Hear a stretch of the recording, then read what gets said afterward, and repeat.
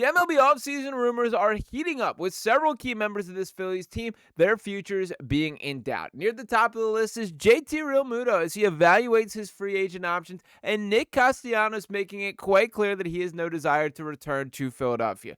And why do the rumors continue to circle regarding Adley Rutschman and the potential of him being the next catcher of the future in Philadelphia? Do you want to dive into what the latest reports are saying, the potential of this actually all coming together, and ultimately what we know at this stage in the early parts of the offseason. Winter meetings are starting to ramp up. There's a ton of news getting set to break. We're starting to see some signings filter in. No super notable names to this point, but it does feel like the ripple effects across Major League Baseball are going to begin. Now, to dive right into things here, doing a start off with this headline that states Insider provides trade proposal for the Phillies to land Adley Rutschman here. Now, we've talked about this before on the channel, this type of potential trade, and this is very similar to one that we've broken down before. I will once again bring up that my initial pushback and my frustrations with why I view this as a lack of certainty is, are we sure that Adley Rutschman is just straight up good enough to be the next catcher for the foreseeable future in Philadelphia?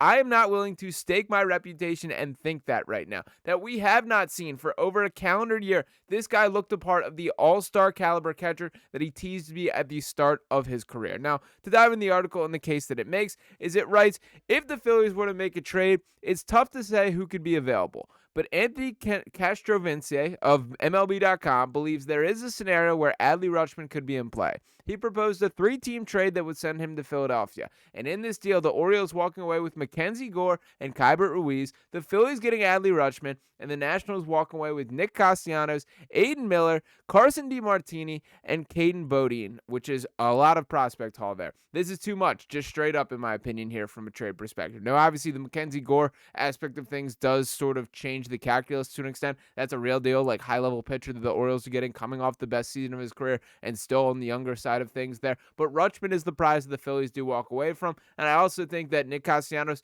has to be viewed as sort of a negative asset at this stage of the game. That there does not seem to be a ton of market for him, although we will touch on another rumor in regards to him in a minute here. Now, for this deal as a whole, I also have a really hard time giving up Aiden Miller for a guy that I just do not view as a sure thing in Adley Rutschman. Once again, he looked unbelievable when he first made his major league leap and then has cooled down. And again, it has been a full calendar year since we've seen that guy look the part of a high-level Major League Baseball player. And that's a big risk to take. That is a lot to invest, a lot to trade to ultimately just still take that type of risk. Now, the explanation in the article itself writes, the Orioles need a frontline pitching.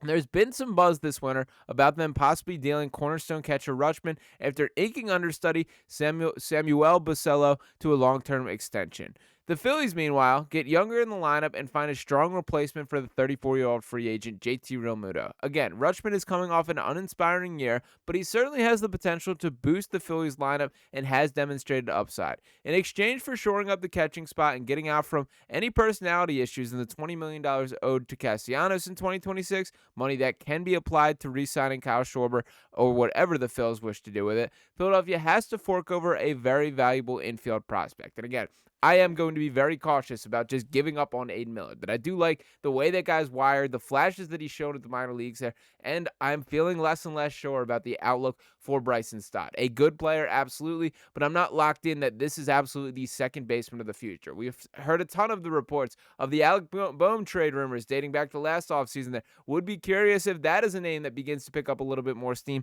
for this offseason. It has been a bit quiet in that regard, but Dave Dombrowski doesn't mind working in silence on occasion either, and do wonder if that could be what is it going into effect here. Now, to swing it back to Nick Castellanos, we also got an article with this headline here that I did think was interesting, which is the Pirates linked in a trade for the Philadelphia Phillies outfielder. This is initially being written on Sports Nation, or Sportscasting, I believe was the website here, which is the Pittsburgh Pirates can land an experienced Philadelphia Phillies outfielder in a trade. And what it writes up here is, the Pittsburgh Pirates have looked at many different options for improving their lineup in 2026, including one outfielder from a rival. John Heyman of the New York Post reported that the Pirates are interested in a few players this offseason, including Philadelphia Phillies outfielder Nick Castellanos. Now, to interject here, Castellanos is not a spot where this is, about maximizing your return to an extent. That for me personally, it is important to get something back, I feel. That I do not just want to be paying this guy to suit up on another team. I don't want this to be a just take this problem off our hands. That to me, I understand Castellanos has not lived up to the expectations of this contract. That he has not been the clear all-star caliber right fielder in the way that it was hoped when he did sign there. But I don't think this is to the level, and I guess we'll find out more about the behind closed doors dealing with him, depending on how this trade or deal does ultimately go down. But I don't want to just pay this guy to go away. I would rather be, maximizing the chance and getting something to help this organization, even if that is prospects that are not far away or not highly ranked. Give me something rather than just, handing him off there. Now, this article continues on. And I do put a little bit of stock that I could see the Pirates making sense for a location that is a notoriously cheap franchise here. But Nick Castellanos is a guy that you can sort of build up as this highly touted guy. If you're talking about the Phillies still paying a portion of that contract, it all could kind of make sense to me for it. But to continue on this article, that it goes on to state, the next portion, should the Pirates trade for Castellanos, the Pirates need offense next season after they hit the least home runs, least run scores, and RBIs while posting the worst slugging percentage and OPS in baseball. To continue on, one more section, it writes, the Pirates would not only have to pay that amount, but also trade away key pieces for Castellanos as well. Pittsburgh's current highest paid player for next season is right-handed starting pitcher Mitch Keller at $16.9 million. Their highest paid position player is outfielder Brian Reynolds at $14.25 million, who, by the way, had an atrocious year this year. Now, I bring this up to say this is sort of an important offseason for the Pittsburgh Pirates, and I understand that those are not, phrases that are commonly said together. If this organization wants to take itself serious, wants to actually build towards having a contending team, you have to act like it. That you do not just get Paul Skeens.